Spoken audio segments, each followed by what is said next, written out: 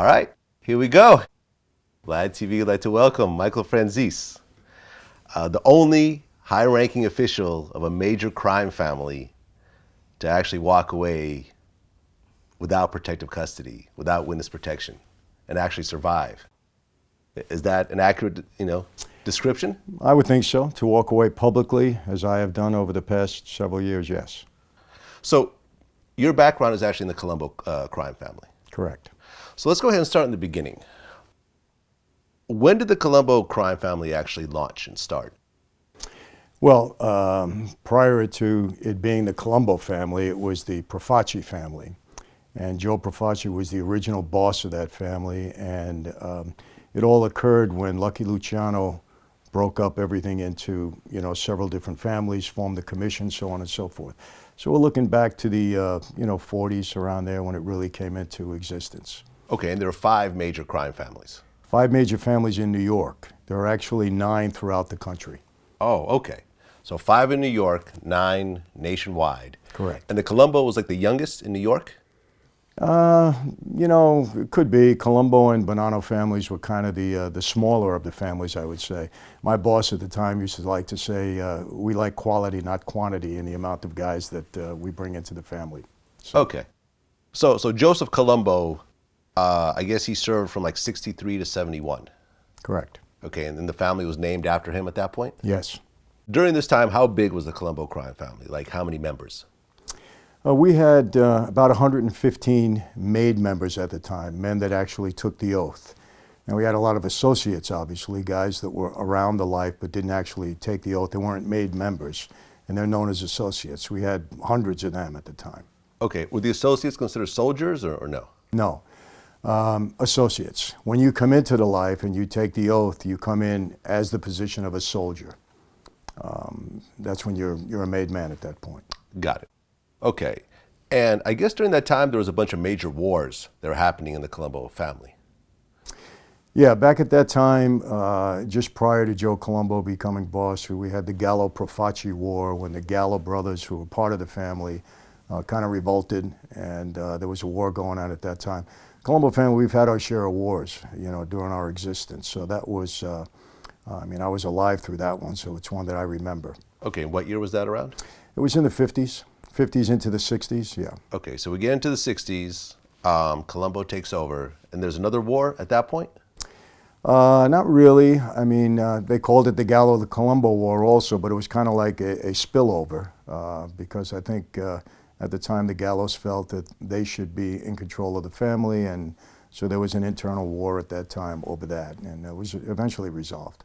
Okay, and during these wars, basically guys are getting killed on both sides? Yes. Okay. How bad were these murders getting at one point? Like how many people were getting killed on a monthly basis? Well, again, this was before my time actually as being involved in the life, but my dad was a prominent figure at the time. Right. And, quite a few went down during the Gallo-Profaci War or Gallo-Colombo War. I don't know the exact number at the time, but I do remember some incidents with my dad since he was very active during that time. And I know that we hadn't seen him for a while. He was away because, he was, kind of undercover at that time. And quite a few guys were killed, I remember. It was a tough war. Okay. So your grandfather was an associate, but not actually a made man. That's correct, yes. But then your father became a made man. Yes. And how did he end up joining that whole family? My father grew up in Brooklyn, and he was a tough kid, good kid, and he just caught the eye of, some of the older guys, some of the guys that were made at the time, and he started to hang with them. And, the way he tells me, my grandfather actually didn't want him to become part of the life, even though my grandfather was very well respected in our neighborhood in Greenpoint. But he never wanted to be involved, although he could have. He liked being, on the outside. And kind of cautioned my father to get involved because he said, once you do, your life is really not your own. But my dad had it in him, and he ended up getting involved in the 30s, actually. He was young when he got inducted. Okay, and he actually moved his way up to an underboss. Correct, yes. Okay, so describe the structure, because at the top you have the boss. Right. And then you have the underboss. And then the capo? Yeah, you have a boss, an underboss, a caporegime or captain, and a soldier. Okay. And those are the 4 positions. There is a position called Consigliere, and he's kind of appointed by the boss as his advisor. Actually, the position really is, he is a liaison between the men and the boss. Like if you have a gripe, about something that's going on in a family, you go to the Consigliere, he's supposed to straighten it out with the boss. The only problem with that is that if you have a gripe with the boss and you go to the Consigliere and he brings it to the boss, you're probably going to get killed. So you never gripe about the boss. It's not smart in that life. Okay, so your dad actually moved up from a soldier to a capo to an underboss. Correct. Is there a reason why he never became a boss? He went to prison. Yeah, if I believe until today that if my father were on the street and didn't get into the problems that he had, he would have been the boss at one point. So here you are growing up in this family, and your dad is a high-ranking member of the Colombo family. Right. And you have siblings. You have a brother and a sister? Yeah, I was one of 7, actually. One of 7? Yeah, I had 2 brothers and all those sisters. Okay, all the same parents? Actually, my father was married once before, so he had 3 children from his first marriage. Okay, then four children Yes. with your mother. Okay, so you have this family, and you're growing up, and then as a kid you don't really know anything different, but you're starting to get older, and you're seeing that your dad is a little different than the other dads. There's more police presence, and there's more secrecy, and so forth. So at what point did you start to realize what's going on? Well, it was early on because my dad was one of the highest profile figures of his day. He was kind of like the John Gotti of his day, if you can make that comparison. But law enforcement tactics against organized crime were different back then than they are today. Today everything is very covert, undercover informants, high-tech surveillance equipment. Back then, when you were under investigation, they wanted you to know about it. And my dad was under investigation maybe for a period of about 10 years, growing up in Brooklyn, later on Long Island, from 7 or 8 different agencies. And they would all have a big presence in our lives. They'd have their cars parked around our house 24/7. So whenever we would go anywhere as a family, we had a parade of law enforcement vehicles following us. So, I had a lot of scuffles with them early on, and their presence was there. So I grew up really hating the police. I hated the government, hated law enforcement. So you would argue with the undercover cops, like in front of your house and so forth? Yeah, I'd lead them on a wild goose chase if they thought my dad was with me, and they did some things to get even with me. And, so I always had scuffles with them along the way. How is your dad doing his business if there's literally someone following him as soon as he comes home? As soon as he leaves the house to the point where he comes home again? Well, he had to be very careful. If he had a meeting that he didn't want them involved in, he had to have an escape route. One of the ways we do it, we had homes in Brooklyn. We had a big family. My dad was one of 19, so we had relatives everywhere in Brooklyn. So he'd go in the door of one house, go through the backyard, into the other house, go out the front door of the others where I had somebody waiting, and the cops were still waiting for him at the other house. So when we were under surveillance, we had to devise different ways to try to shake the tail that we had. Okay. So you had a high school graduation party. Yeah. And something interesting happened with that whole situation. Yeah. Well, it was in our backyard. My dad put up a big tent, and we had entertainment. We had probably 500 people there, and all of my friends, they drove their cars, obviously, or they borrowed somebody's car to come to the event. And the police were around, detectives, Nassau County, I should say, and they took the license plate number of every car in the neighborhood, every single car. So several weeks later, friends of mine are starting to get subpoenas to go to the grand jury. And it was all about them attending, my graduation party. And if they drove somebody else's car, and that person wasn't even at the event, they got the subpoena because that's where they got the name from, that license plate number. So that was... Okay. In high school, was there a level of, hey, that's Michael, that's the son of so-and-so, you don't really want to mess with them? That type of thing, or were you just a regular high school kid? Look, you guys knew who my father was, and it was a thrill to some of them, to be around me, and to others, they didn't care. But, when I was younger, I had some issues of it because my dad had publicity, and you got a Mafia father, and, I fight, so it was that kind of a thing early on. But it didn't hurt me too much, in that regard. So during this whole time, your dad was not involving you in any of this. He wasn't mentioning it at home, nothing. Oh, my dad wanted me to go to school and be a doctor. Okay. I was an athlete in school. He was very supportive of me as an athlete, attended all my games, and he wanted me to be legitimate. Okay. So you graduated high school, you go to college, and then your dad gets busted. Yeah, in the early 60s, my dad was indicted several times, 3 times in the state of New York. Very serious crimes, grand larceny, homicide. Homicide was in Queens, actually.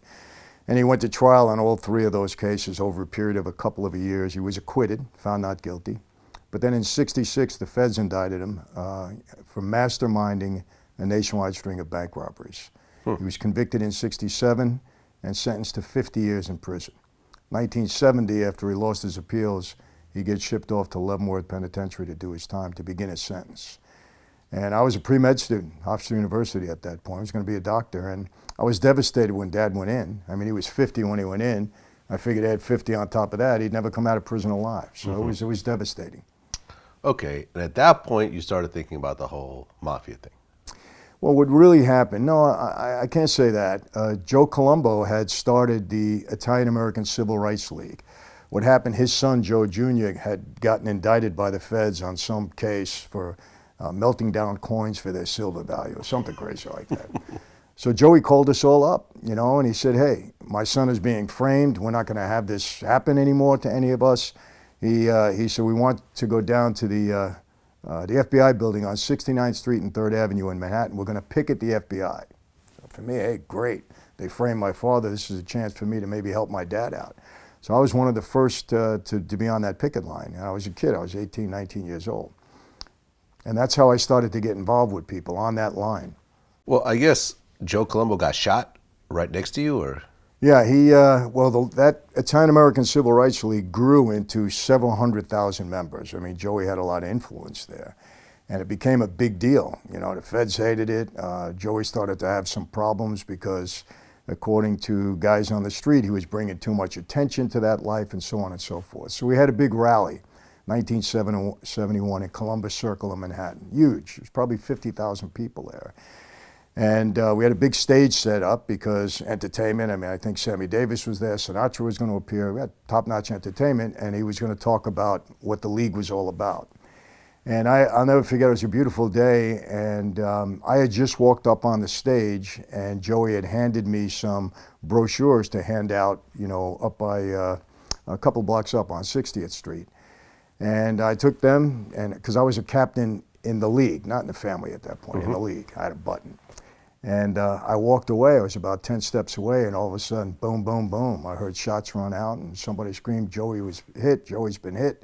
He went down, and there was mass hysteria at that point. So the boss of the family just got shot. Yes. Right next to you. Was he killed at that point or no? No, he lingered for about 6 or 7 years, and then he eventually died. But he was in a coma the whole time. Oh, okay, so pretty much that was the end of his reign at that point. Was that the first time you saw Mafia violence? Yes, that was my first experience like that, of that seriousness, that gravity, yes. Okay, but you ended up joining the Mafia after that. Yes. There wasn't a level of, okay, this is real. This is not the movies. This is what's really happening. Here's the head guy in my father's organization. He essentially was almost, essentially killed and put in a coma after this situation. Maybe I'll stick to school instead. Well, I had such a goal, a driving force in me to help my dad get out of prison. I believe my dad was framed. Because I asked him, I said, Dad, what's with these bank robbery charges? And he looked at me and he says, son, I'm innocent. And why I really believed him is because the 4 bank robbers that testified against him were all drug addicts. They're all junkies. And from the time I was a kid, my dad preached to me against drugs. He hated anything to do with drugs. So I said, why would he get involved with drug addicts? So I believed that he was innocent. He was framed. And I figured if I didn't help him out, he was going to die in prison. So I told him I lost interest in school. We were in the visiting room, Leavenworth Penitentiary. I said, Dad, I'm not going to school. If I don't help you out, you're going to die in here. And we kind of went at it a little bit. Your mother's going to be upset. You're leaving school. I said, Dad, it's too late. My mind's made up. And he said, okay, but if you're going to be on the street, I want you on the street the right way. And his mind, the right way is to become a member of his life. So he proposed me for membership at that point in time. Because, you become a member of that life. You can't just go up to somebody and say, hey, I'd like to join. Somebody's got to propose you, vouch for you, say you have what it takes. So in my case, it was my dad. He sent word downtown, He said, my son, I'm proposing him for membership, and that's how it started. Okay, so you became a recruit at that point. Correct. This was what year? This was in around 72. Okay. And a year and a half later, you became a made man. Correct. During that time, were they just sending you out on missions and so forth? You know, I mean, the way they ran it down to me, the boss at that time, he's now passed on, Tom DeBella, he said, Mike, I got a message from your father. He said, you want to become a member of our life? Is that true? I said, yes. Here's the deal. From now on, 24 hours a day, 7 days a week, you're on call to serve this family, the Colombo family. That means if your mother is sick and dying and you're at her bedside, we call you to service, you leave your mother and you come and serve us. From now on, we're number one in your life. Before anything and everything. And if we feel you deserve this privilege, you earn the honor to become a member, we'll let you know. So basically, I'm on call 24/7 to do whatever I was told to do. Okay. What were the worst things you had to do during that time? Look, you know, I always say this, it's a tough question to answer, but I like to be as honest as I can be. You know, a lot of menial things, you know, drive the boss to a meeting, sit in a car for 5 hours, you know, that until he comes out. You had a meeting at 8 o'clock, you weren't there at 7:30, you were late. You can never be late in that life, never. Stuff like that. And then, you know, look, I'll be honest, you know, that life at times is very violent. And if you're part of the life, you're part of the violence, and there's no escape. If you're told to do something, you do it or you pay the price. So to say I wasn't part of that would not be truthful. I mean, how did you take to the violence yourself at that point? Because you were, what, a teenager at that point, or no, 20? I was when I got straightened out, I was 24. So you know, but I was recruited 22. Okay, so you're in your early 20s, Yeah. and now you're, you know, essentially being forced to do these violent acts, or else, right? Well, look, I had a choice. I could have said no and walked away at Yeah. that time and just gave it all up, but I didn't. So I don't like to see anybody push me into it. I mean, I made a conscious choice to do this. And, you know, I'll be honest with you, look, I can't say I was comfortable with everything that I had to do during that time, but I did it. You know, I didn't want to displease my dad, and I didn't want anybody to think I didn't have what it takes to do what I had to do. So, you know, when you have to do things that are unpleasant, at least in my experience, you kind of step outside of yourself if you're capable of doing that. Do what you have to do, and then, you know, you move on. Okay. So then a year and a half later, you were actually made. Correct. And there was a ceremony where they burned something in your hand, I believe. Yeah, it was a picture of a saint, Catholic altar card. They prick your finger, some blood drops on the floor, and they burn a saint in your hands, and you take an oath. Okay. And you actually came in with another group of guys. Yeah. It was in the early 70s or the mid 70s, they had the expression that they opened the books, meaning that they were starting to bring in a lot of guys. Prior to that, for about 20 years, they weren't making any new guys. The only way they would make a guy in a family is if they had to replace a guy that died. But then in the mid-70s, they opened the books up and they were taking guys. The families were building up. Okay. So you were part of that buildup. Yes. Now, out of the guys that joined in with you, only one of them is still alive. That's correct, yeah. Okay. And there were, what, 5 or 6 guys? Well, the guys, the night that I took the oath, there were 6 of us. I'm the only one alive out of them. Okay. I'm the only one alive out of that group. But there are some guys that took the oath during that period of time that are still alive. So now you're a made man in the Mafia. Yes. How did that feel? You know, it felt good. I mean, you know, this is what I aspired to be at that point in time, and I kind of did, you know, I paid my dues to get into that life. So, you know, when I got in, I wanted to be the best possible mob guy I could be, I'll be honest. I was motivated to do 2 things. I wanted to get my dad out of prison, and I was helpful in that. We did get him out on parole after serving almost 10 years. And I wanted to make money. My dad said, you know, in that life you make money, it translates to power, not unlike the real world. So I was fortunate. I had a head for business, and I knew how to use that life to benefit me in business. I was very aggressive.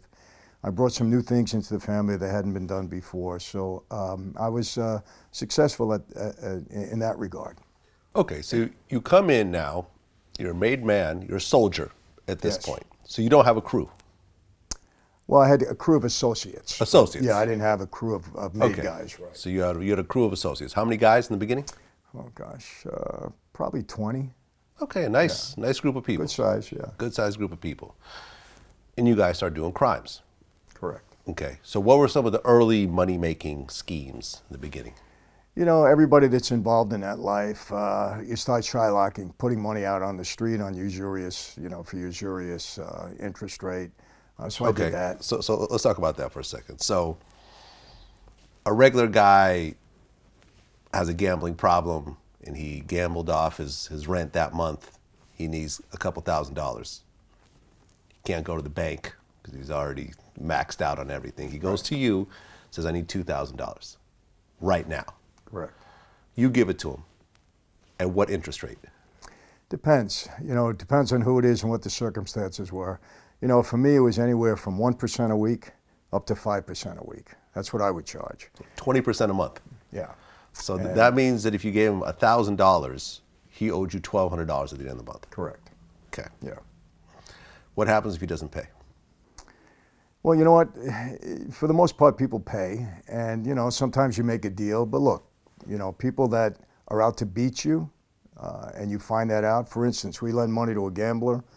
You know, he says, I promise I'm not going to gamble anymore, and he's going to pay. And then we find out he's gambling everywhere else around town, and he can't pay you. Well, he may pay a significant price for that, yeah.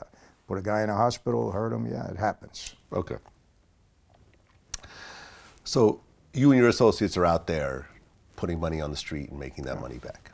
In my case, most of the time, I would give the money to my associates, and they would put it out to somebody else. So I held my associate responsible, really. Okay.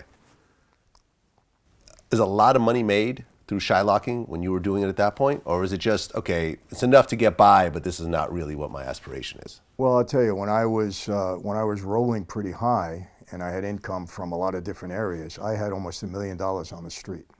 $1 million in loans? Yeah, out to various people, whether they be in business, whether they were my own guys. And I was collecting, you know, 2 points, maybe 5 points a week. It all depended. I probably average about 3% a week on the million. So it was a lot of money.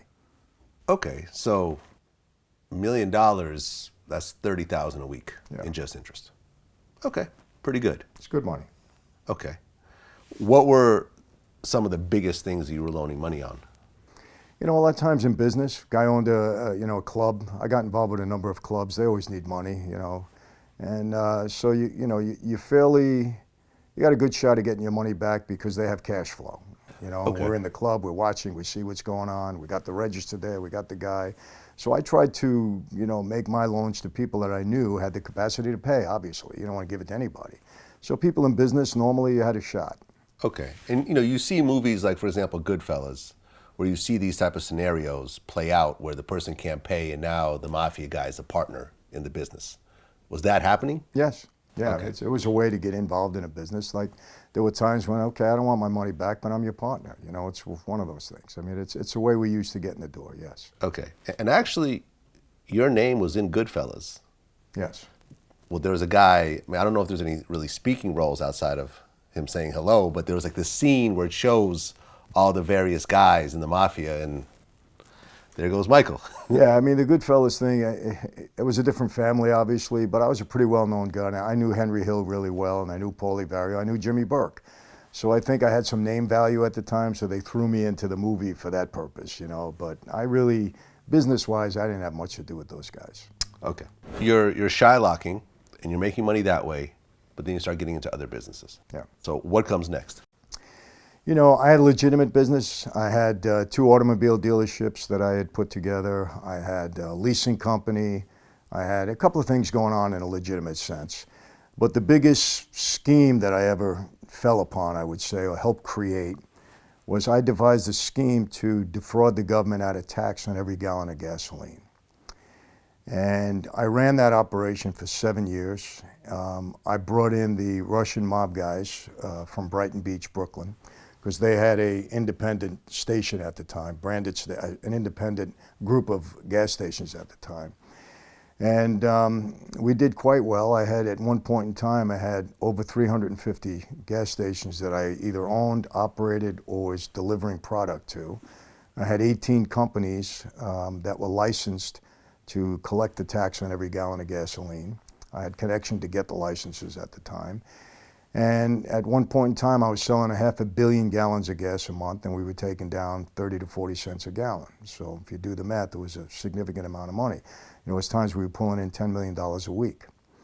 So I ran that operation for 7 or 8 years. As a result of that, I became pretty well known because everybody wanted to get involved in the business, from not only from my own family, but from other families. So as a result, I made some very good relationships with some prominent guys in some of the other families, and you know, I was riding high.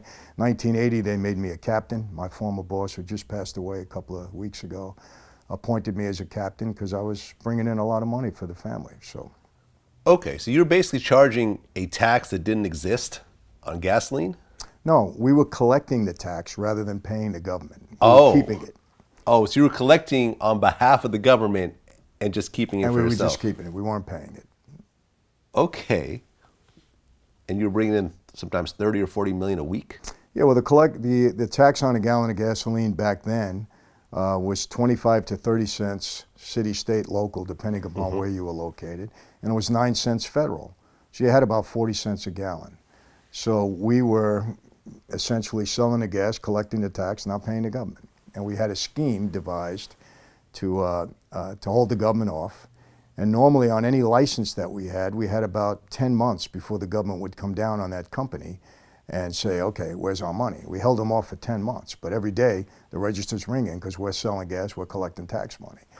And then when they finally come down on us, we'd just close the office and we'd move on to the next company with the new license. It was kind of a daisy chain. And they couldn't figure out what we were doing.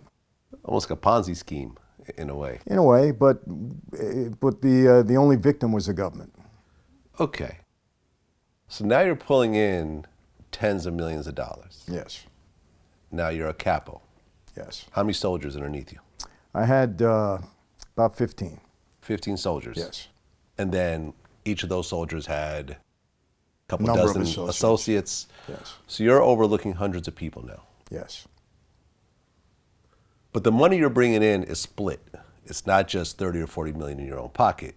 Correct. You have to kick up to the underboss, kick up to the boss. Yes. And also distribute money to your team. Yeah, well, we were all making money. I mean, look, you know, this scheme was mine. I mean, I created it, so I brought it to the family, and as a result, I would give them 25% of whatever I earned at that point. So they were making pretty good money. And then, of course, we're taking care of everybody that's working for you. So, but don't get me wrong, there was plenty of money to go around. So everybody was doing, we were known as a very wealthy crew, no doubt. Okay. And you yourself were starting to buy things for yourself as well. I guess you had your own plane? I had a jet plane. I had a Okay. helicopter. I had, you know, I built myself 8,000 square foot house with a racquetball court and you know, on 2 acres of land in Long Island. So I had a house in Florida. I had another house in Marina del Rey, California. So I mean, you know, I was accumulating wealth, but accumulating assets. But along the way, I had legitimate business also. I had a very successful Mazda dealership. I had a successful Chevrolet dealership on Long Island. I had a motion picture company, a distributing company I had bought into. I was making movies, I was distributing them, so I had a good income legally also. So I was able to cover a lot of stuff. Okay, so that's basically how you're laundering the money, through the legitimate businesses. I mean, look, we used tax money to make a movie at one point in time. So, you know, $2.5 million film, I was a week's pay. So, you know, it was pretty good. So at this point, the money is coming in like crazy. Yes. Was there ever a notion of, okay, I have enough money to retire with right now. I could walk away from all this, maybe go to a country that doesn't have U.S. Extradition with my family, and just ride off into the sunset? Never thought of ever leaving America. No, not in any way, shape, or form. And, you know, here was my attitude at the time. You know, I knew I was going to go down at one point in time. I mean, we all knew that. So you knew that the whole time? Yeah, I knew it was going to happen. I mean, even though you got to understand, I became a major target of law enforcement. I went to trial 5 times, so they were really on me. But here was my attitude. You get just as much time for stealing $1 million as you do for stealing $1 billion. What's the difference? So I may as well keep going, because if I give this up, somebody else is going to get it anyway. I'm already in a mess, so I may as well. And that's kind of the attitude I had. I did my best to try to cover myself in many ways, but you know what eventually got me was informants.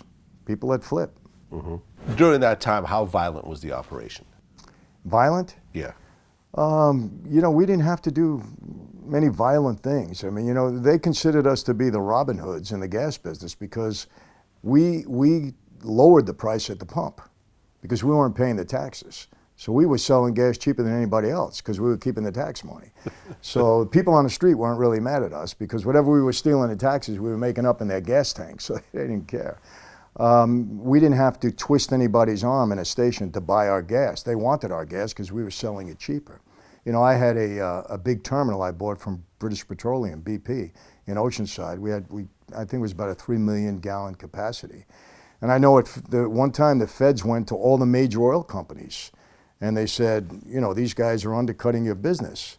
But really we weren't, because we were buying barges of gasoline as they were coming over from the Middle East from the major oil companies. So we were buying more gas than anybody else was buying gas, so they didn't care.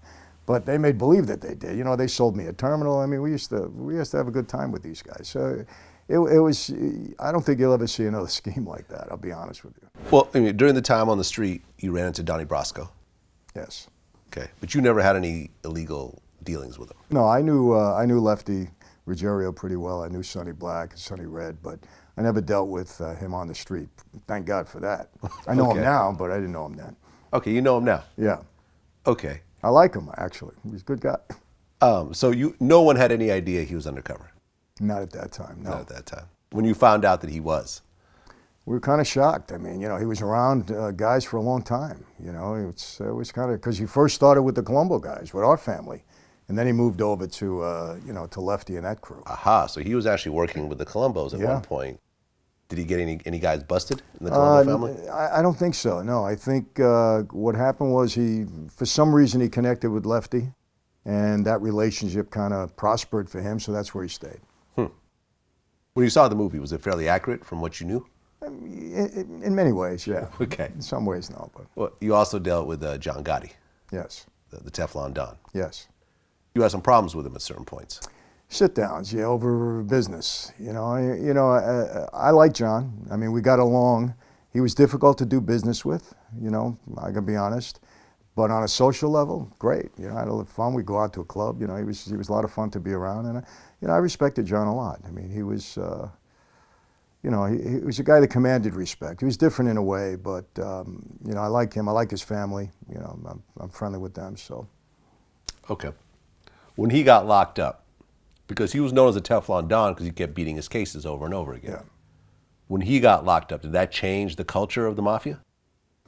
No, not at all, because, John was so out there. I mean, look, when you're that high profile, it's only a matter of time, And I say, look, I had a respect for John because he didn't make no bones about who he was. He says, I'm a gangster, this is who I want to be, this is who I am, and that's it, accept it or not. So, there was no shame in his game in regard to that. But, honestly, being that high profile is not helpful, I mean, it just causes more heat. But he was into it. What was he going to do? This is the way he lived his life, So I don't blame him for anything other than, he was so high profile, he brought heat. Everybody brings heat, You can't blame him for that. Well, at one point you got into the booking business. Booking meaning? Sports booking, I guess, and yeah. concert booking and so forth? Yeah. Okay. How did you get into that? Well, I was close to an agent who was an agent to the stars. He used to book all the top black acts at the time in the business, music acts. He had a bunch of them, and Marvin Gaye and Dionne Warwick and all of that. And he was very close to my dad. I knew him my whole life. So I got involved with him in some ways, and then, because when my dad went away, he answered to me in many ways. So I was kind of partners with him in that booking business. And then one day he came and said, hey, I want to start representing athletes, in their careers. And I got involved with him in that business, him and a guy by the name of Lloyd Bloom. So, but I was on the periphery. I mean, I wasn't actually in management. But I'll be honest with you, too. I looked at it as a way to get around some of these athletes because I had a fairly big gambling operation on the street. I had bookmakers that worked for me. And, we had athletes gambling with us at the time. And, you get an athlete to compromise the outcome of a game, you make some money. So that was happening. So these professional athletes were actually doing illegal gambling with your operation. They would get into trouble, gamble more than they had, and then you would get them to actually throw a game or alter a game a little bit. Yeah, you get them to shave points. You know, it's remember, it's never about winning or losing. It's all about the point spread. You know, you cover, you don't cover. So, and these guys used to get themselves in trouble. You know, and when they did, they were gambling with the bookmakers. They're not supposed to gamble outright, right, in front of anybody. And they'd owe some money, and you know, then they'd come to us and we say, you got one or two choices. You either pay us now, and if you can't pay us, you pay us next week. And if you can't pay us next week, then we'll tell you how you're going to pay us back. And you know, you got them to get into a position where they either wouldn't play their position right to help us, you know, in the outcome of the game, or other ways. What were some of the teams that were compromised during this time? Well, look, I don't like to get into that, but let me tell you, it's across the board. Okay. Trust me. You know, basketball, athletes at that time, football, baseball. Look, basketball is one of the easiest games to get somebody to go along with because, you know, a basketball player, a good player, can pretty well control the outcome of the point spread. A referee can control the outcome of the point spread. And you may not win it in one game, but if you have somebody working with you over a period of time, most of the time you're going to come out ahead. Right. And I guess these days that doesn't really work because the salaries are so high. In the pros, Yeah. they still gamble, don't get me wrong, but they can pay off their debt. Right. Now it's college. Oh, it's college now. College, yeah. Okay. Were you doing college back then also? Yeah, I mean, we had college athletes gambling with us, and they get themselves in trouble, and, you know, that's what happens. You were actually involved with Al Sharpton and Don King Yes. during this time. Can you talk about that? Yeah, I had a big undercover operation on me at the time. Obviously, I didn't know it, where an FBI agent, undercover, and an informant that used to work with Muhammad Ali, they were trying to target the boxing industry for illegal gain. And so they got to me somehow through somebody I knew, and they were trying to get me to set up Don King, and they were trying to put us both in a problem and see how we were fixing fights and how, you know, we were doing things we shouldn't have been doing in the fighting game. And Al Sharpton, who I knew very well at the time, was my liaison between Don King and myself. And you know, Al Sharpton at the time, he was a gun for hire.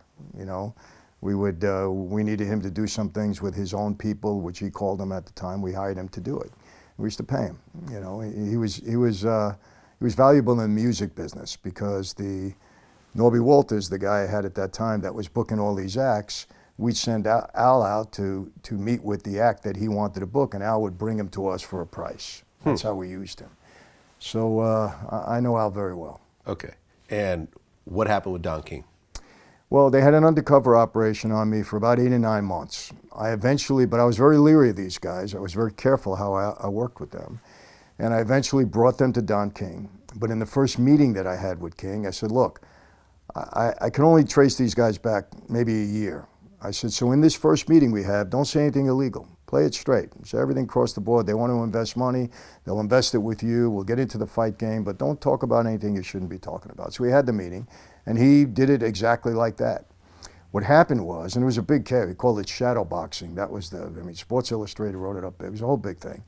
What happened was they tried to continue. They were trying to get the money to give to Don. It was going to be a lot of money at the time. And they had, I believe, 81 tape recordings of me.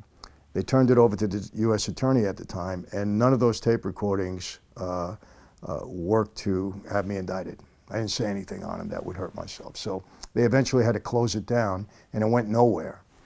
But the only one that got in trouble over that was Al Sharpton, because he tried to do a drug deal with the agents. And then he became an informant after that, 100%, no matter what he says. He was an informant. He tried to do a drug deal. They got him on tape doing the deal, the whole bit. Al Sharpton. Al Sharpton. Was it informant? Absolutely, 100%. Okay. Did he get anyone busted? That I don't know, but you know, there's a lot of news on this. I mean, Newsday wrote a 3-part series on his being, you know, Al Sharpton and getting himself in trouble. I don't know how he skated that, but that's Al. I mean, he's a good talker. He gets away with stuff. 2002, you did a Real Sports appearance. Brian Gumbel. With Brian Gumbel. Yeah. And you talked about how you, quote unquote, persuaded Yankees players who owed you money to affect the games. Well, I didn't actually do that. They tried to get me to say that it was the Yankees. Now, I'm a diehard Yankee fan. The last team I'm going to hold accountable is the Yankees, but they tried to get me to say that it was Yankees. And all I said is, look, we had members of a lot of teams that were gambling with us, players, and I'm not singling out the Yankees. Okay, fair And enough. I'm not saying they threw any games. I'm not saying that. Okay. Not with my Yankees. Well, you were involved in the NBA at one point. With NBA players? Well, you had some sort of involvement in the NBA. Well, I was actually a speaker for them. I was speaking to a lot of NBA rookies for a couple of years. Okay, about what? Dangers of gambling. Aha. Yeah. They recruited me to actually talk to the players. As you were running an illegal gambling operation? No, this was after. This is after. This was after, okay. yeah. Well, you spoke on the Michael Jordan situation. Yeah. How involved were you, in terms of your, well, I'm not going to say your involvement, but how much did you know about that whole situation? Because Jordan himself was a serious gambler. Yes. You actually referred to him as a degenerate gambler. He's a big gambler, big. I mean, Michael gambles on everything from what my experiences, what I was told, and people that know him, yes. Okay. Did you personally know him at all or no? I met him. I met him actually at an NBA deal that we had, an event, yeah. Okay. But he never gambled with you? With me, no. Okay. So he had this serious gambling problem, and then his father gets murdered. And there was always speculation if one had something to do with the other. From what you know. Again, I don't have firsthand knowledge of this, but being that I was working with the NBA at that time, I was told two things. One, that he was told to leave the NBA around the time that his father got murdered because stories were about to come out, and there was a lot of heat on the fact that because of Michael's gambling habit, his father paid the price. And the NBA didn't want the press, so they asked him to leave for a while. That's when he went to play baseball. And then when things settled down, he came back. The plan was always, from what I was told, for him to come back. Now again, I heard this from a source I believe was pretty knowledgeable, somebody I knew pretty well, inside the NBA. So for me, it's secondhand information, but I thought it was reliable. And then putting it all together, knowing that Michael did have this gambling issue, that it's very possible that that could have happened. So you're saying there's a strong possibility that his father was murdered because he wasn't paying back his gambling debts? I don't know. Again, I can't be specific. I don't know if it wasn't paying back. I don't know what, again, the specifics of it were, but I was led to believe that it had something to do with his gambling problem. Okay. Exactly what, I don't know. And honestly, I didn't care enough to look into it. Okay. Well, and the guys who killed him got caught and sentenced. From what I heard, yeah. Yeah. By age 35, Fortune magazine did a list of the top Mafia earners of all time. And you were number 18 on that list. Yes. So how did it feel to, as someone that's supposed to be a legitimate businessman, to now have this article in this major magazine about you being one of the top earners in the Mafia? Well, people want to make the Forbes list, but I don't think in this way. No, that was, it came out in '86 and it was a huge job. It was the 50 biggest and wealthiest mob bosses in the country. Yeah. And it was a huge article. I mean, it was half the magazine. They actually featured 6 of us, and I was one of the 6. And then they had the list. Featured as an interviewed? No, they featured 6 Okay. people in that article. Got it. 6 guys that were on the Right. list. I And was going to one of the say. 6. Yeah. I was actually the youngest guy on the list. Yeah. And I was 5 behind Gotti at the time. He was 13. He hadn't been made boss yet. But it hurt me bad because I was in prison at the time when the list came out, and they locked me down because of it. Because Roy Rowan, the author of the article, reporter, he was talking a lot about me in the press and all the interviews that he was doing. So when you're in prison and you're getting all that media, they lock you down. They don't like you having that. So I never read the article until I got out. I didn't even know what it was, but. I always say this, I don't know how they make a list like that. They didn't ask for our tax returns, so I don't know how that came about, but it was kind of silly. But I'll tell you what's not silly about the list. They're all dead or in prison. I'm like the only one alive out in the street. They're all gone. Everybody on that list within 33 years, dead or in prison for the rest of their lives. Well, they said that you were the biggest money earner in the Mafia since Al Capone. Well, again, I don't have the stats, but I don't think there was anybody earning more money than I was at that time. like I said, there'll never be another scheme like I was part of creating in the gas business at that time. I mean, it was unbelievable money. And, you know, since the days of Prohibition, I was told that that was the most money that any one guy was bringing into that life. Okay. So here you are making hundreds of millions of dollars, living a lavish lifestyle, and your father is already on the radar of law enforcement. So you get on the radar of law enforcement as well. So at what point did you realize, okay, things are starting to close in on me in terms of the law? Well, you know, my first, after I had 3 state indictments, I had a number of arrests. They arrested me a lot, but I had 3 state indictments. I went to trial. I beat all those cases. All grand larceny and extortion and all that kind of stuff. Beat them all. And then Giuliani indicted me on a big racketeering case. And I was one of the first major mob guys he indicted under the RICO statute. I was the lead defendant, me and this other fellow who's now dead. And I knew that was serious. I knew that they convict me on that, I'm going away for a long time. Okay, and RICO, even though it was already on the books, it wasn't really used until your time. Correct. It was on the books, from what I understand, since 1970. Mm-hmm. But it was never really used properly. And Giuliani came from Washington, became the U.S. Attorney, Southern District of New York, Manhattan. And he was the one that started to use the RICO law effectively against us. And I was one of the first big indictments. And I was on trial for several months, and I beat that case. If I don't beat that case, I probably wouldn't be sitting here now, because he would have given me 50 or 100 years. Okay. How much money were you spending on lawyers during this time? I spent millions. Millions on lawyers? Yes. Millions. Okay. So you're spending millions of dollars. Well, you're making tens of millions, but you're spending millions as well to keep you out of prison. Yes. So you're getting these indictments, and you're actually going to trial and beating these trials? Yeah. I went to trial 3 times in the state, actually 4 times in the state, and then this big federal trial in the Southern District of New York in Manhattan in a courtroom. So I was tied up for several months on that case, and then of course you're preparing for a year before you go to trial. I mean, it's a big strain on you, but you know, fortunately I beat the case. At the end, the result worked out okay. Okay, so you actually won through a jury verdict? Yes, I was acquitted. Aha. So the jury unanimously said that not guilty. Not guilty. Okay. And in a criminal case, which is different than a civil case, it's, you know, much harder to convict somebody. It has, you know, what's the phrase they use? Beyond reasonable doubt. Well, I don't think it's too hard to convict somebody, because the conviction rate is pretty high, you know, and especially with the feds. Well, the feds like a 95% conviction. Yes. State's definitely lower. State's lower, yes. Okay. You'd rather be indicted by the state than the feds anytime, that's for sure. But Giuliani is basically out to get you at this point. Yes. He told you he wants to give you 100 years. Yes. Told me he was going to give me double what my father got. Okay, which was 50. Yeah. Were there any rumors of jury tampering or anything of that sort during any of your cases? No, never heard that. Never heard that? No. Okay. Well, regardless, you won. Yeah.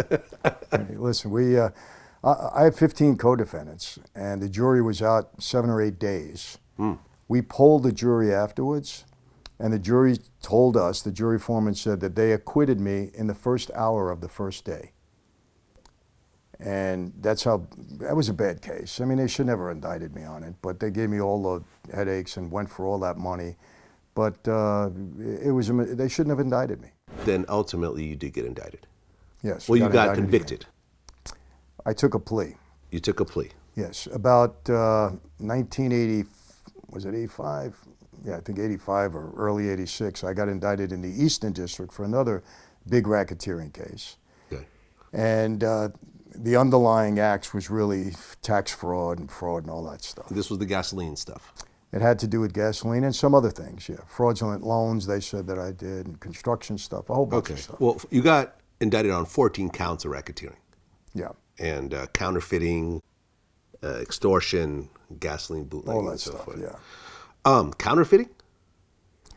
I don't even remember what that, you know, it was one of the counts. I don't remember what we counted. I think what happened is If I remember, I had a guy around me that was counterfeiting money. Okay. And he was one of my guys, and we went along with it at the time. You know, he had this process where he, I don't know, 4 colors, whatever the heck he was doing. So they indicted him. He was with me, so I get indicted.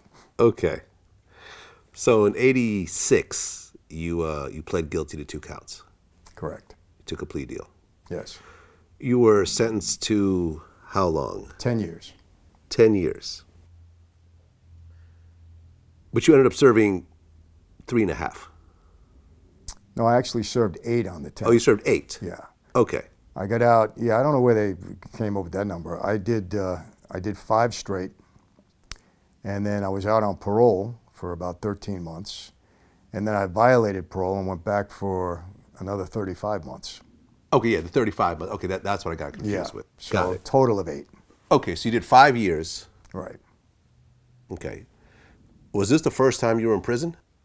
In prison, yes. Okay. I mean, I've been locked up in jail, but prison, yes. Okay, so before you get locked up, you make bail, you get out. Correct. But now you're actually doing hard time. Correct. So you go into prison as a made man. Yes. Did that matter in these prisons? Well, yeah, I mean, it carries a certain amount of weight, especially the fact that I was so high profile and that, you know, it was a large money crime and, you know, all that. So it has to do with, you know, you kind of raise your profile there and maybe the inmates look up to you and all that kind of stuff, you know. It doesn't help you that much with the prison, you know, the guards and the warden and all that stuff, but the inmates, yeah. I mean, when you watch Goodfellas and you see like how they're locked up and they're cooking Italian food and they got, you know, they're all hanging out and they're each other's cells and so forth. Was it like that or not really? Absolute nonsense. No. I mean, that was so, we all laughed when we saw that. I mean, look, I don't know if that happened in the state 50 years ago. It certainly never happened in the feds, and it's not anywhere near that. That was just a fantasy. Okay, so you do your time, you get out, Right. and I guess you violate your probation. I violated parole. Parole because Yeah. of tax fraud? It was fraud again, yeah, tax fraud and some other stuff that they accused me of. Yeah. So you get out and you continue to do crime? Sort of? You know, I think the violation was a cheap shot at me. You know, bottom line is they wanted me to cooperate. Okay. And they brought me in to testify. They subpoenaed me to testify against a partner of mine. I was a boss of the Jersey crew. His name was John Riggy. They brought me into Newark while I was on parole. And the bottom line is I refused to take the witness stand. And very shortly after that, I was violated. Okay. So in the process of, you know, they're trying to give you 100 years. Yeah, So as a made man, and they know you're a made man, yeah, they're obviously trying to get you to bring down the bosses and correct. the whole operation. Did you cooperate at all or not at all? Here's what I tried to do. I realized that the life was in trouble. Everybody I knew was going away forever. I mean, and I was the youngest guy out of everybody. Guys were getting convicted, coming back 100 years, 300 years, Little Vic Arena, 300 years. The commission guys, 100 years. My boss, 139 years. Everybody's going away forever. So I said, look, I'm the youngest guy out of everybody. They're going to give me 500 years. So I tried to, okay, I got to do some maneuvering here. I tried to make the government think that I was going to clean up my life because I really intended to. I mean, I wasn't going back to that life. I had made a decision. If I want to preserve my life and my family, I had a young wife, I had little kids, I have to make a move here because I'm going to go away forever. So I tried to make the government feel that I was going along, you know, and they talked to me, I'd tell them things, but I would never implicate anybody in a crime.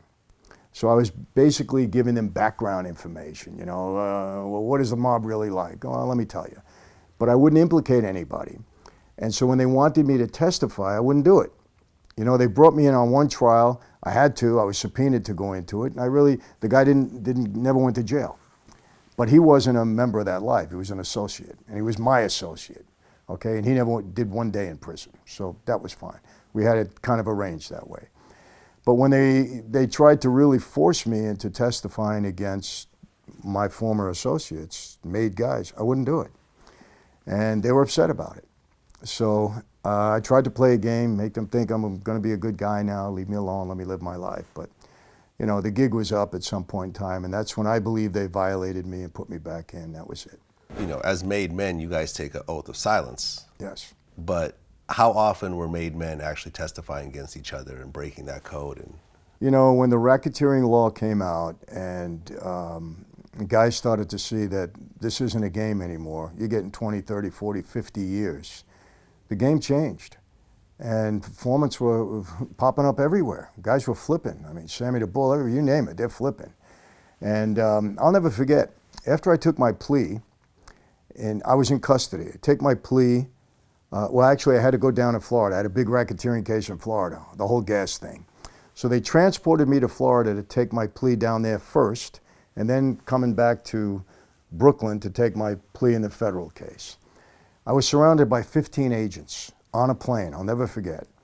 And now that I had taken the plea and it was over, the agents were curious. They were saying, Mike, you know what, when we were investigating you this time, you know, what happened? Is this what really happened? So I would tell them, and finally I said, you know what, I'm taking a plea. I said, I'm tired of beating you guys. I said, I'll give you a win, that's it, you know, and I was teasing them. And I said, look, if I went to trial on this case, I'd probably beat you again. I said, but, you know, I'm throwing in a towel. And one guy looked at me, I'll never forget. He was the postal inspector. And he looked at me and he said to me, you wouldn't have beat us this time. You became a superstar. Your guys were lining up to testify against you. Mm. And it sunk in. I never forgot that. And you know what? He was right. Okay, my partner became an informant. Guys that I knew that were fairly close to me, informants. So that's what happened to the life. Made men. One of them was a made guy. The others were all my associates. So in '87, you're in prison. Yes. And you decide to leave the Colombo family. Yes. Now, this is not actually allowed. No. When you join, when you take your blood oath, you're in it for life. For life, yes. But you decided to break that. Yes. Did you inform anybody when you did that? No, I mean, the way it happened, Life magazine had written a big story about me, and I had done an interview with them only because they contacted the warden. I was in prison, the reporter did, and the warden said that the reporter said, if you cooperate with the story, it'll be a better story on you. And again, I'm trying to keep things calm. I don't want any more indictments. And so I do an interview with the guy in prison, and I tell him, look, there is no mob. I married this California girl. I'm, you know, doing my time. I'm going to get out and live my life. Well, a couple of weeks later, the story comes out, and the warden asks me back into the warden's office. He looks at me. He says, Franzese, do you have a death wish? I said, what are you talking about? And he shows me the article. It's a bad article. I mean, big picture of me, double page, and on the top, quitting the Mafia. Mm. And I'm in jail with a bunch of mob guys, you know, and he says, I got to lock you down. This guy had me doing everything but testifying against everybody. It wasn't true. So that kind of set a wave going on the street. The feds come in a little bit later. Hey, you're a dead man anyway. Words all over the street. You know, cooperate with us, we'll put you in a program. So I'm not going in a program. I don't want to cooperate in that regard. So, I mean, that's kind of started this whole wave of things. So I didn't have to tell anybody. It kind of happened that way. But I did send word back to my father. My father was in jail. And I said, Dad, don't believe what you hear. I'm not going to hurt anybody. I don't know if they believe me or not, honestly. Okay. So you got locked down after that. They put me in lockdown. Did they put you in PC at that point? They put me in administrative detention. Okay. In other words, for my own protection, they said. Okay. But then you get out. Yes. Did they offer you witness protection? Oh, yeah. Okay. So they offered to change your identity, move your family to Idaho, yes. That type of thing. Yes. And I refused it. Why is that? Because I wasn't going to hurt anybody. And, you know, I was leaving life for what I felt were the right reasons. You know, protect my family. You got to understand, my family, my mother, brothers, sisters are devastated as a result of my father being in prison and his involvement in that life. I had a young wife. I didn't want to start my relationship with her by destroying our family. So I wanted out of the life. I didn't want it by hurting anybody. I wasn't mad at anybody. I didn't want revenge on anybody. Mm-hmm. Just wanted out of the life. Okay, but there were hits put out on you at that point. Yes. Okay, by who? My former boss, Carmine Persico. Okay, who's he now passed away passed away. March 7th. Yeah, he took it very personal when I walked away. Did you ever speak to him after that? No. He was in prison also. Okay, so you get out, you walk away, and the whole world knows that you're quitting the Mafia because of this article. You moved to California? Yes. Okay. And now you're actually having to watch your back. Correct. And move a lot different. Yes. How paranoid were you during that era? You know, I wouldn't call it paranoia. I would call it, I was very careful. You know, I'll tell you what happened here. You know, one of the horrors of that life, you make a mistake, your best friend walks you into a room, you don't walk out again. And obviously I knew of those experiences. I was a captain, and I had an experience similar to that at one point in time, where boss was trying to, you know, I think he was trying to shake me up because he heard I was making billions of dollars. There was stories out there, and I was only turning in millions. So, you know, there was a story written that I was becoming strong enough to break away from the Colombo, start my own family, because I had the Russians with me. I had a lot of guys on the street. There was no truth to it at all, but it gets into guys' heads. So he tried to shake me up a little bit. I'll be honest with you, I walked into a room and I didn't think I was going to walk out. I really didn't. So you get a call for a sit down. Yeah. And you know that there's some sort of tense situation around it. Yes. So you're walking into a room knowing that you might be murdered in that room. Yes. And you can't bring your guys with you. You can't bring bodyguards. You got to walk in solo. Yeah. Okay. What if you say, I'm not going to this meeting? You're in trouble. You're in trouble. You can't say I'm not going. If you do, you just about, you put your own hit out on you, you know. Okay. But, you know, people have said to me, you know, how did you walk into that room? You know, was it heroic? And I said, no, it wasn't heroic. It was more robotic. I was such a product of that life that I said, hey, if this is it, I guess this is it. You know, I was scared. I'm not going to lie to you. You think you're meeting your maker. It's not pleasant, but, you know, I'm here actually, so it worked out. But since I had that experience, I said, nobody's going to walk me into a room. They're going to have to work to get me. So I move out to California. I don't put a house in my name, no utilities. I don't walk my dog at the same time every morning. I don't go to the same restaurant every week. I stayed out of clubs. I was very disciplined because I knew I couldn't create patterns in my life, and I couldn't, I had to be careful who I had around me. But I wasn't paranoid. Well, disciplined.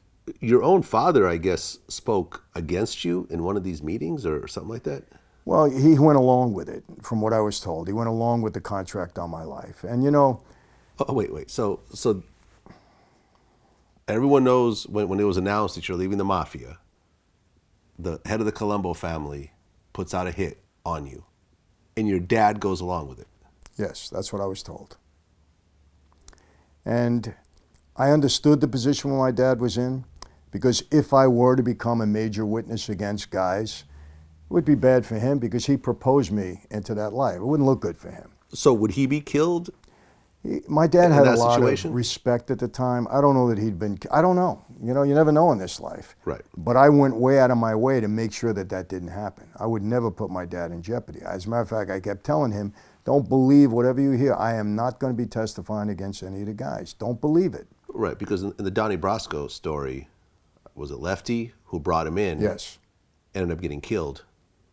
Lefty didn't know. Oh, he didn't get wasn't killed? true. No, Lefty. Oh, in the movie he got That was killed. a fallacy in the movie. Lefty Okay, actually died of cancer, I believe. Okay. Sonny Red and Sonny Black got killed. For co-signing. Yes. For Sonny Black co-signing was really Donnie the guy Brasco. that got killed. Yeah. So if you co-sign a made man, that made man turns into a rat.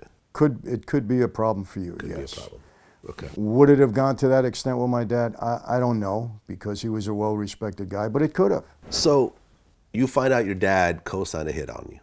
Was there any actual attempts? I had 2 times when the FBI came to me and said, there are people here, we've learned from our informants, if you don't leave town, you're going to be dead by the weekend. Okay. And we had to pack up and move, because I took it serious. You moved out of your home. Yeah, we left for a couple of days, and I'll never forget, it was a holiday weekend. And what happened is they had told my wife that. I had come home, I was on parole, and they were in the den with her, and she was crying. And I said, what are you, I got mad. I said, why are you telling my wife this? Because you may not take this seriously. It's serious. So I had to pack up with our kids, and we left for a couple of days, yeah. Okay. But nothing ultimately happened. I had 2 kind of close incidents, I think, but... Too close? Well, when I think there were guys that I knew about that I had to avoid. I knew guys were in town. Okay. And I knew what their purpose was. I mean, were you carrying a gun during this point and ready to shoot out if necessary?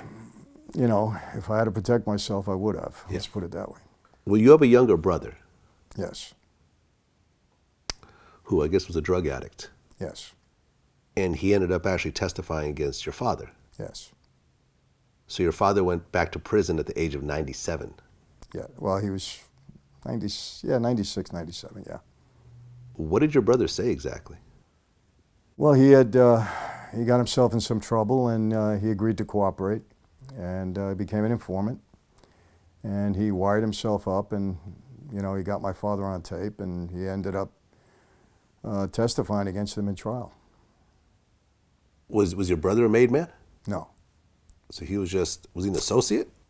Well, you'd have to call him an associate because he was my brother and my father's Okay, son. And, right. But he had a drug problem that just screwed him up his whole life. What kind of drugs? He was on the hard stuff. I mean, heroin. Cocaine, and, heroin. Yeah, coke. Not heroin, cocaine. I mean, I don't know if he did. I don't know every combination of drugs he did, I'll be honest with you. Right.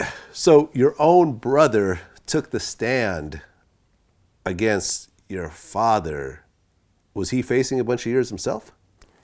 I don't think so. I don't know what really happened as to why he made the decision to cooperate. I knew the government had contacted him, and whether he had something pending, hanging over his head, or he did not, for some reason, I tell you what I believe. This is my case. My brother had contracted the HIV virus. The medication was very expensive. And I kind of think that he did this maybe for his health. That if he went into the program, the government would take care of his physical problems, and they did.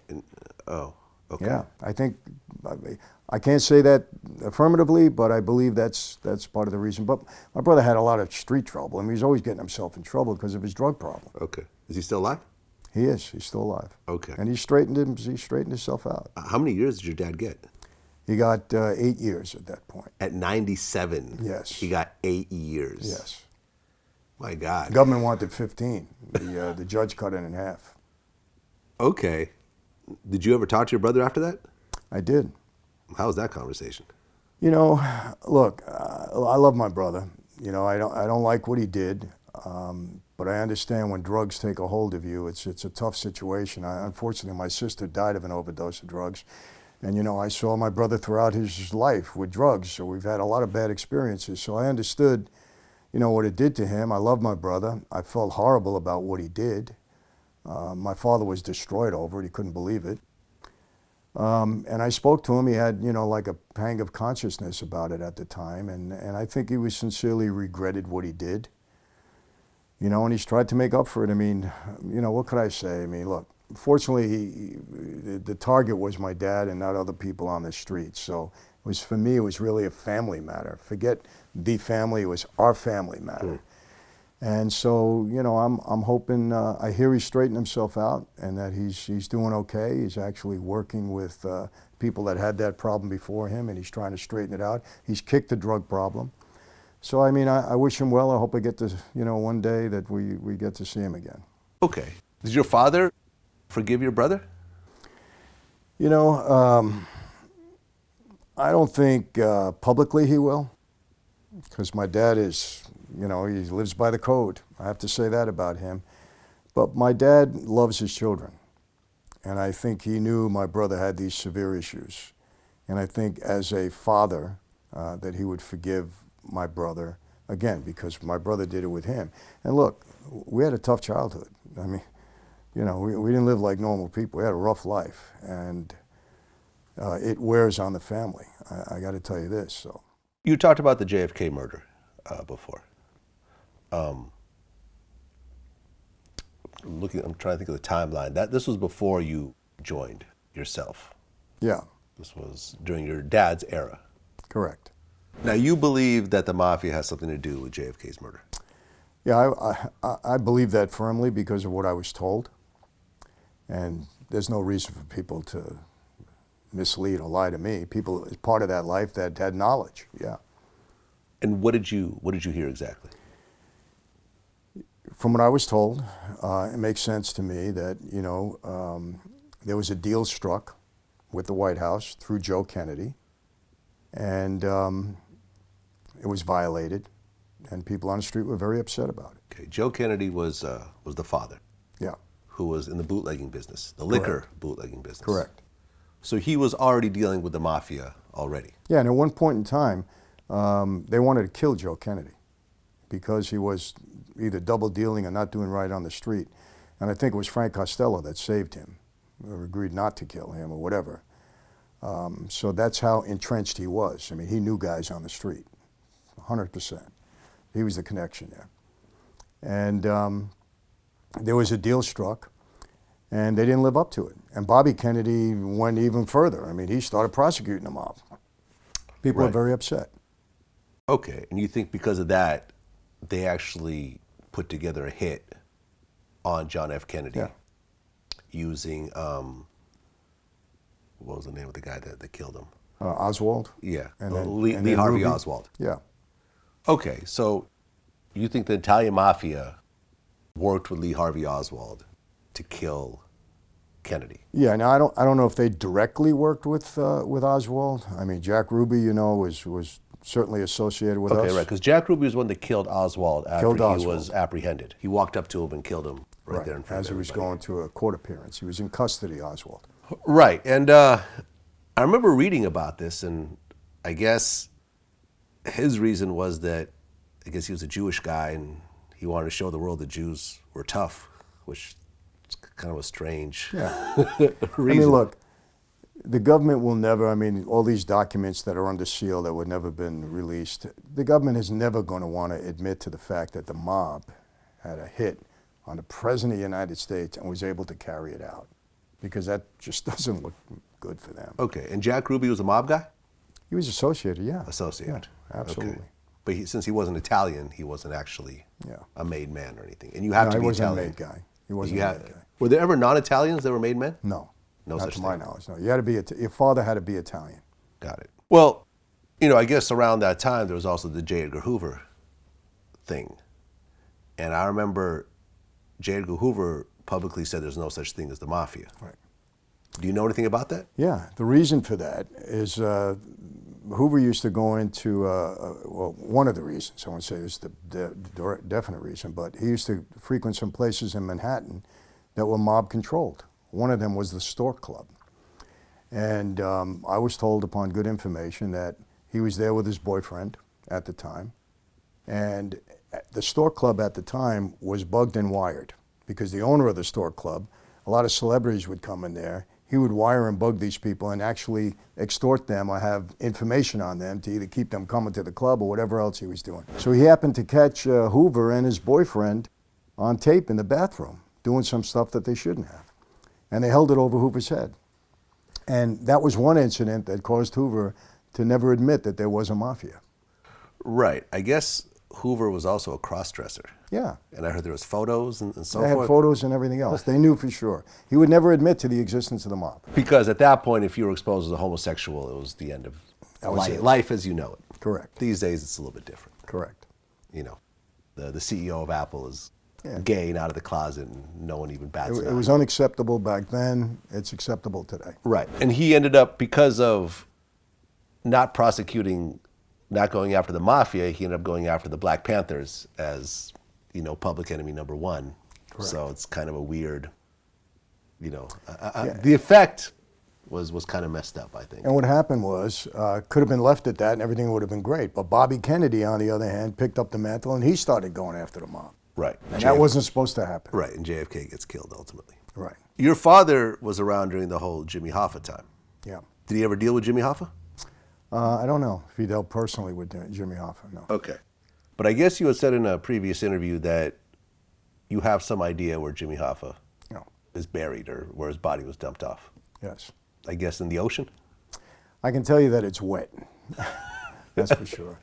Yeah, I have, look, I know where it came down from. I mean, look, the order came from New York, even though he had, you know, he was hooked up, Hoffa was, with the patriarchal family out of New England, but the order came down from New York. And upon good information again, I think I know who the real shooter was. Still alive, in prison. Yeah. Yeah. And I actually have some tapes with somebody that was with that person for quite a long time.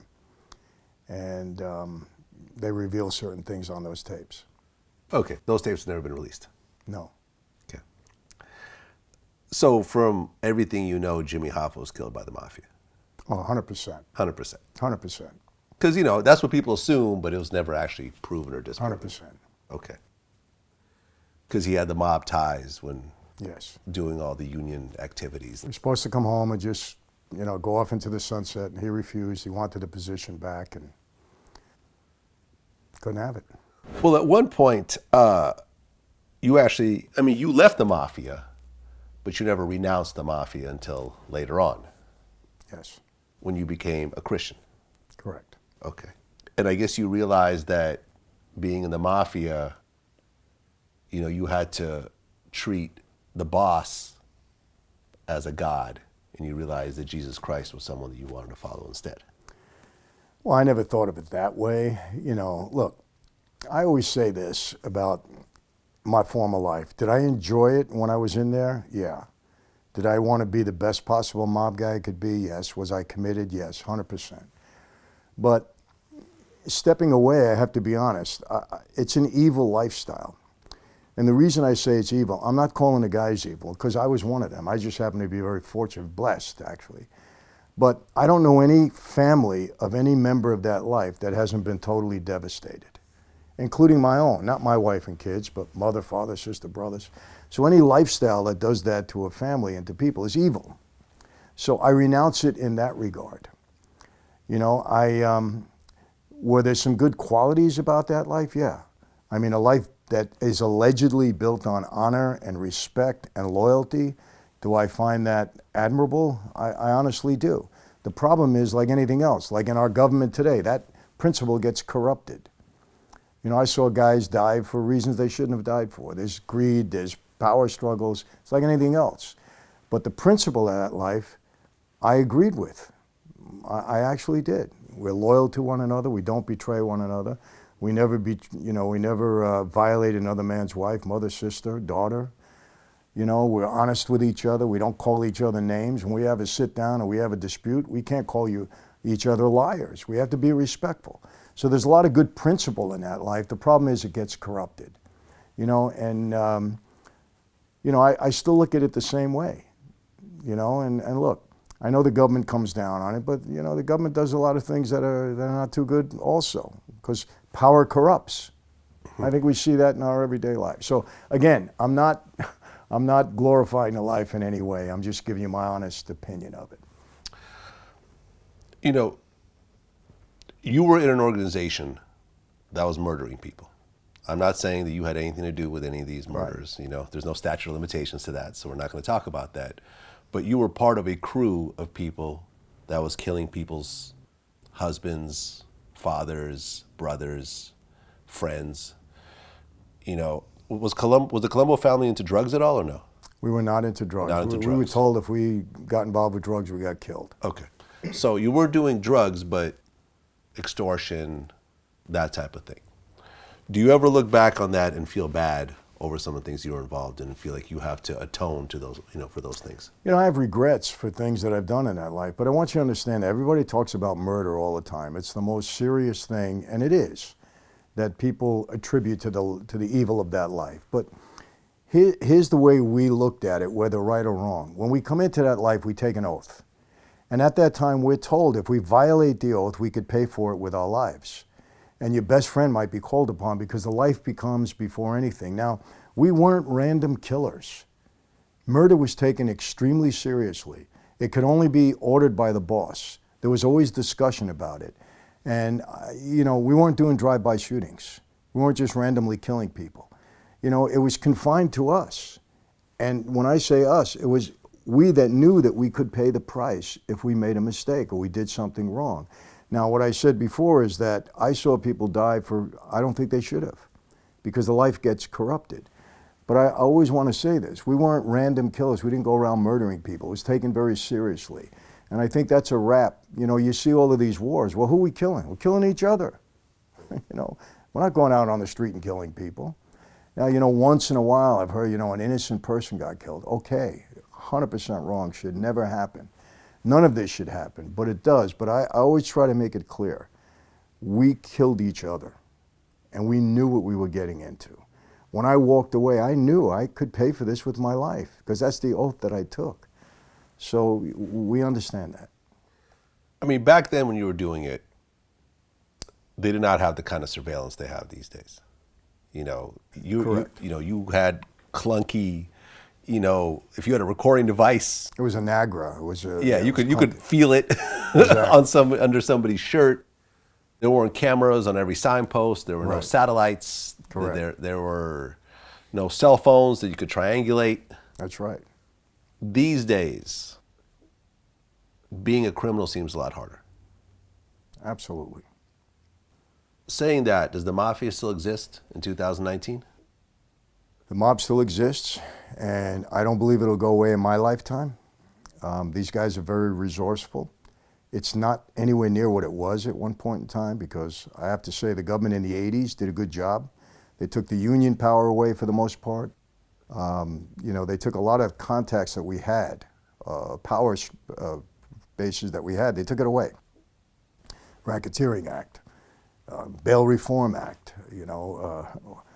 all of this stuff, Sentencing Reform Act. I mean, it really, really made a dent in that lifestyle, but it's not going away. Okay. Certainly not in New York, Chicago, places where it's a stronghold. Well, you said out of all the movies out there, Goodfellas and Donnie Brasco, those are the most authentic Mafia movies. I would say Goodfellas, fairly accurate. I knew all those guys. Okay. It was depicted well. Donnie Brasco, like I said, they took the dramatic liberty there, but it was pretty accurate. Casino is actually my favorite movie out of the genre. I like Casino. Casino was good. But not accurate. Not really. Not really. And you said Sopranos is completely inaccurate. If a mob boss was ever visiting a psychiatrist, he'd be in the trunk of his car by the end of the week, along with the psychiatrist. I'll tell you what I think the best. I'll tell you what I think the best mob movie, one of the best. It's not as notable because it wasn't a theatrical release, but the HBO movie Gotti, where Armand Asante played Gotti, I thought that was brilliantly done. Extremely, it was about as accurate a movie as you're going to see on that life, certainly on that story. I don't know if you've ever seen it, but if you haven't, go on HBO, go and watch it. It was great. Great movie. Our son, everybody was terrific in that movie. Well, there was actually a movie about your life. A documentary. Documentary. Yeah. Right. We're in talks now to make a movie. I've always been kind of resistant of it, but maybe the timing is right now. Okay. And you've done a bunch of books as well. Yes. As the only high-ranking member of one of the five families who's out there talking about it, writing books about it, doing documentaries about it, any sort of backlash from any of your former associates or people who are currently, does the Colombo family still exist, number one? It does, yes. It does? Yes. So how does the Colombo family feel about you right now? Bottom line is I never put anybody in prison. And they knew that that's not what I was about. Did they like the fact that I walked away? No. Did they like the fact that I'm talking about it? No. Do people say, oh, he's a rat, he's this, he's that? You get that section of people that do that. Half the people that talk about rats, they don't even know what a rat is or really what it's all about. They just try to talk and act tough. But there are a lot of people that support what I've done. I've never had a run-in with anybody. Nobody's ever approached me directly and said, hey, this and that. Yeah, sometimes online people will make a remark. That doesn't bother me. Okay. Again, bottom line is I never hurt anybody, and that was very significant to everybody. Okay. Are you familiar with the Tekashi 6ix9ine case that's going on right now? Not really, no. It's a rapper out of New York with rainbow hair. I know who he is, but I don't know the case. Right. Yet. Well, he got arrested.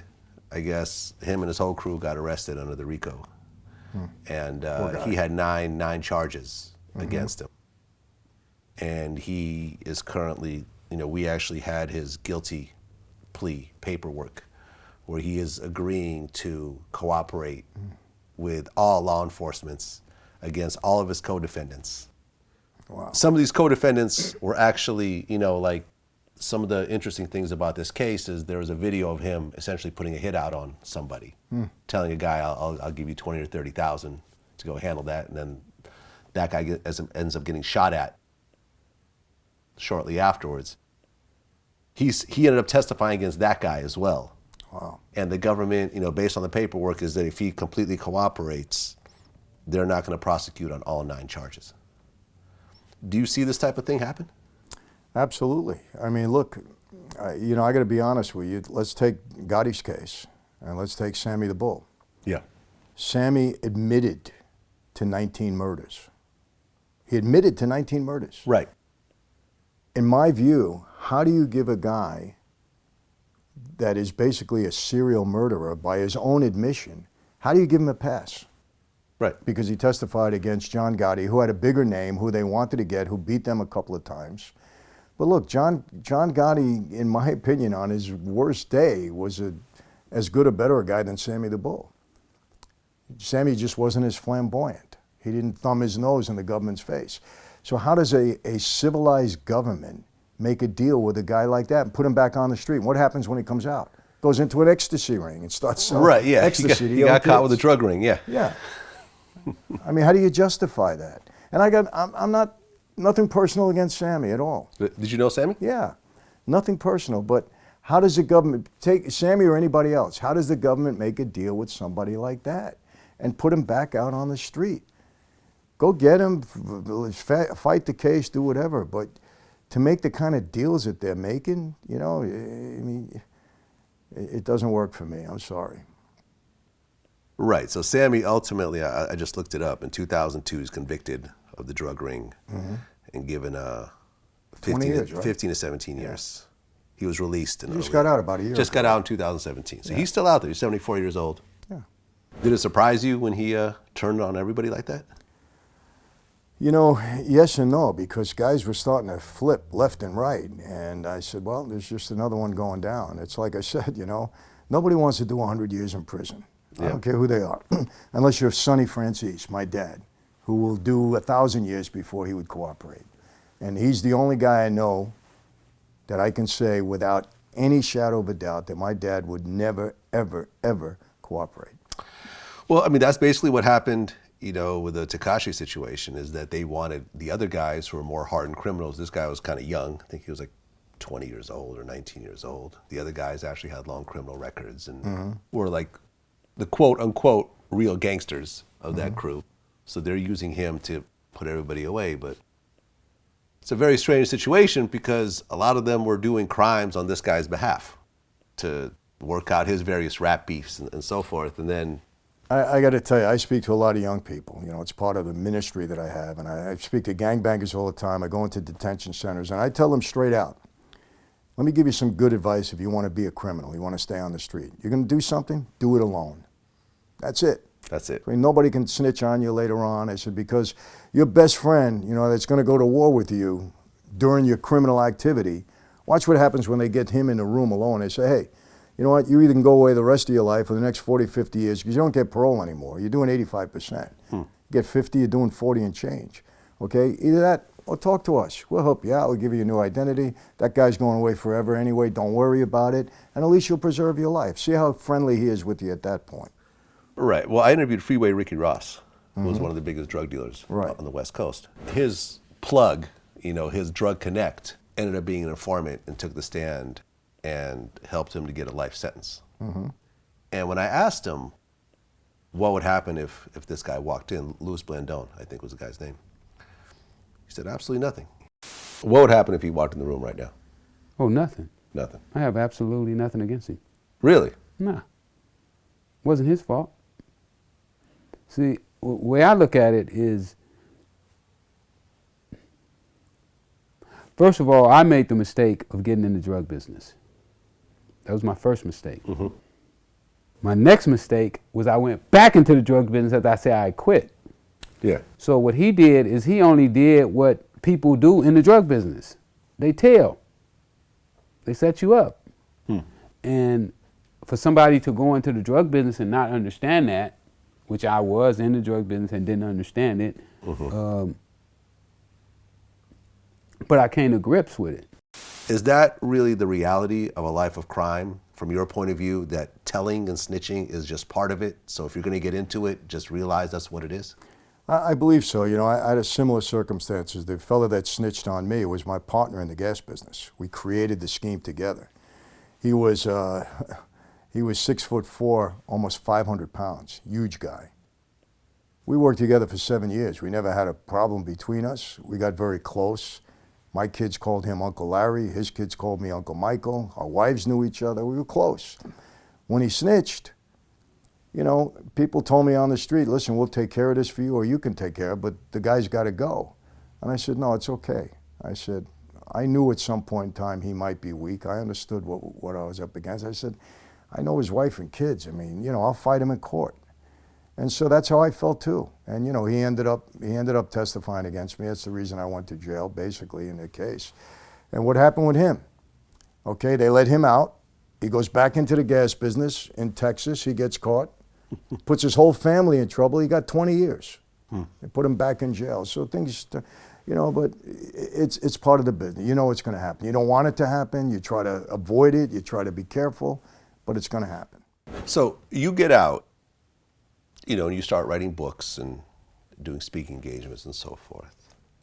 And that's essentially supporting you? In good part, yeah. Yeah. Were you getting regular jobs, 9 to 5s, or? No. No, not your thing. I haven't had a regular job since I worked on a World Trade Center in the summer of when I was in high school. I was a union guy. My dad got me a job. Okay. In 2010, you were busted for writing bad checks. Correct. Can you talk about that at all? First of all, it was expunged and it was thrown away. I had an incident, I would say, with my former manager. And I fired him, and he got upset, and he had 2 checks that I had given him that I was stopping payment on. And he said that I bounced the checks on him. They locked me on I was getting off a plane in Tennessee, because that's where it happened, and they locked me up. Okay. And after we talked about it, I was let loose, and they expunged the case, and that was the end of it. And that was the only time that you dealt with police since you got out? Since? Well, just period, since you got out of prison. Yeah. So you've gone completely legit. Yeah. Was that hard?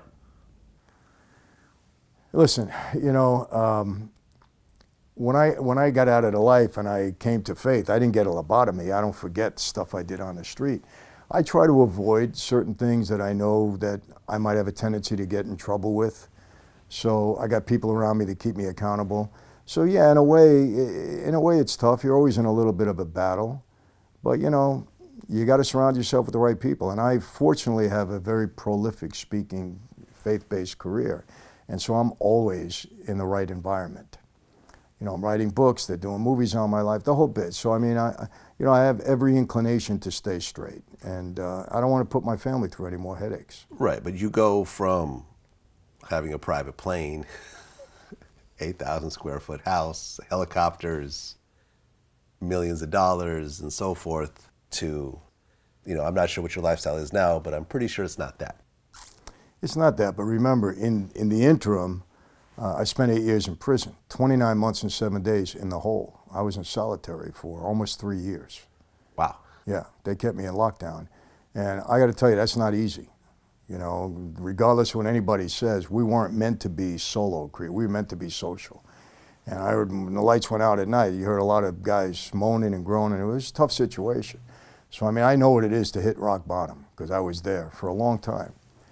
And, you know, so when I came out, it was, yeah, I mean, look, I live decently now. I don't have any complaints, but it'll never be to where it was before. So you deal with it, you know. Well, you've actually said that if you had a chance to do it all over again, you would. Well, I've said that. I don't know if I believe that now. You know, there's certain parts of it that maybe I say, you know, I'd like to go back for a limited amount of time maybe and just have that experience again, but that'll never happen. Yeah. I appreciate you sharing your story. I think it's a very unique story from someone that came from your position, because no one else has really been able to tell it from a first-hand perspective before. Well, I appreciate that, and you know, I've been very fortunate and very blessed just to be here, be able to speak to you. So appreciate it. Yeah. And you have 7 children? I have 7 children. I have 6 grandchildren. Yeah, so I got a good crew. Your wife is here crew. in the other room also. My wife, been married 35 years, and if it wasn't for her, I wouldn't be here. If I don't meet her and change my lifestyle, I'd either be dead or in prison. So. Yeah.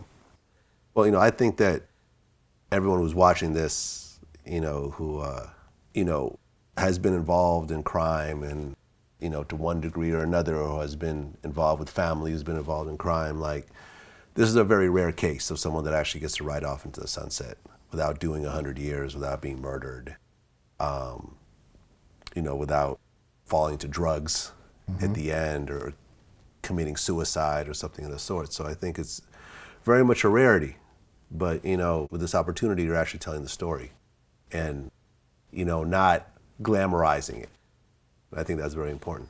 Yeah, well, look, I want to be clear in that. I don't glamorize my former life. And I certainly, you know, a big part of what I do now is discouraging these young people from continuing in a life of crime or getting involved in it in the first place. So, because it's a destructive path in life, and it just makes no sense. Yeah. And I think these days, like I said, with cell phones and cameras everywhere and so forth. Well, look, when this guy Cali got killed, you know, the alleged boss of the Genovese family, I mean, within 2 days they knew everything because there's cameras all over the streets. Yeah. They had one thumbprint on a license plate. I mean, yeah, it's amazing. I mean, you how do you commit a crime today and not get caught? I don't know. Right. And the guy that killed him, it wasn't even Mafia related. It was some guy that I guess liked a girl that was hanging out with him. And Look, that's the story. Is there more to it? If there is, we'll find out. But the guy seems a little loony to me, actually, from what I'm reading and from what I heard. So who knows? Right. Whitey Bulger, he ends up getting killed. Yeah. I guess his first day in general population or something of that I don't sort. know, I'll be honest with you. I don't know how that happened because I'll tell you a quick story. Henry Hill was on separation with me. He was on separation with a lot of guys. He was in the witness protection program, but he was in prison. Well, by mistake, they put him in Terminal Island in general population where I was.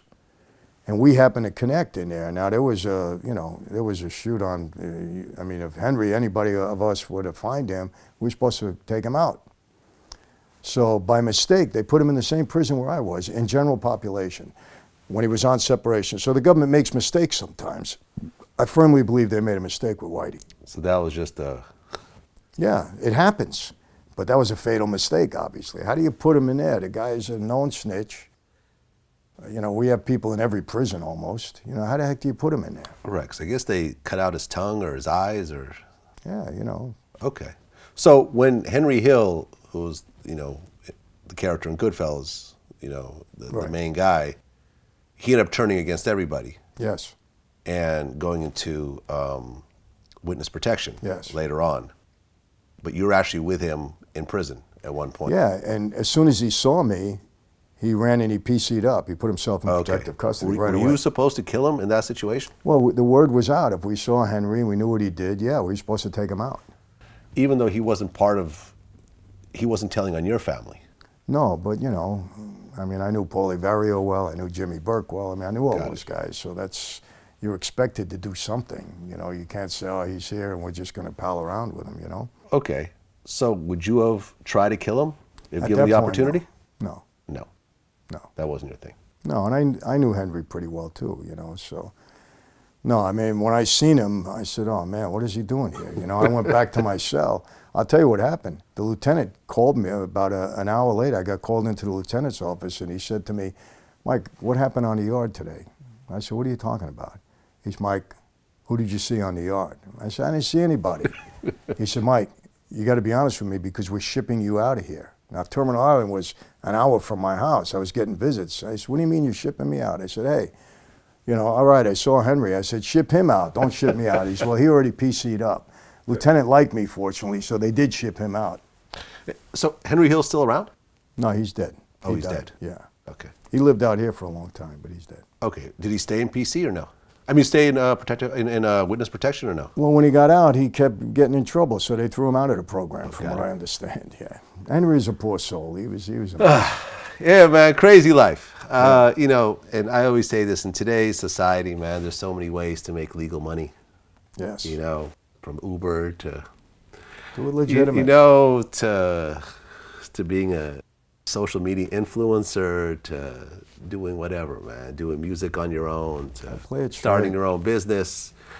There's lots of ways to do it that doesn't involve prison time, doesn't involve any murders or shootings or stabbings. Agreed. You know, and honestly, that's always the best approach for anyone who's watching I totally agree. I discourage anybody from life on the street, yeah. no doubt. Well, Michael, man, I appreciate you telling your story. Thank you. Until next time. Okay. Peace.